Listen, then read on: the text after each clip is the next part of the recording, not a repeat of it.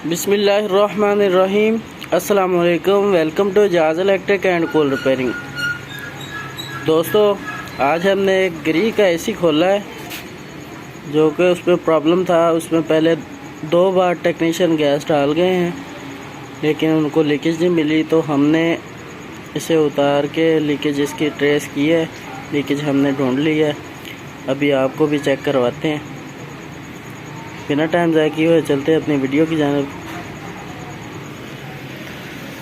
تو یہ آ گیا جی گری کا وائبریٹر۔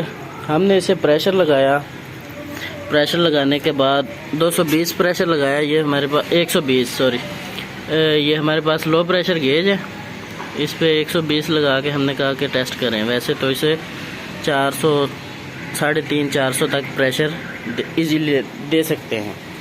تو ہم نے اتنا پریشر لگا کے جب دیکھا ہے کہ کچھ 10 منٹ بعد ہی ہمارا پریشر 100 پہ پہنچ گیا ہے۔ ہم نے 120 لگایا تھا، تو پھر ہم نے اسے پانی میں بھگو کے چیک کیا ہے۔ جیسے ہی ہم نے اس کے سائیڈ نیچے والی رکھی ہے تو ساتھ ہی بلبلے بننا شروع ہو گئے ہیں، جبکہ لیکیج سامنے آ گئی۔ ادھر اس کے پلاسٹک لگا ہوتا ہے، وہ ہم نے اتار لیا ہے۔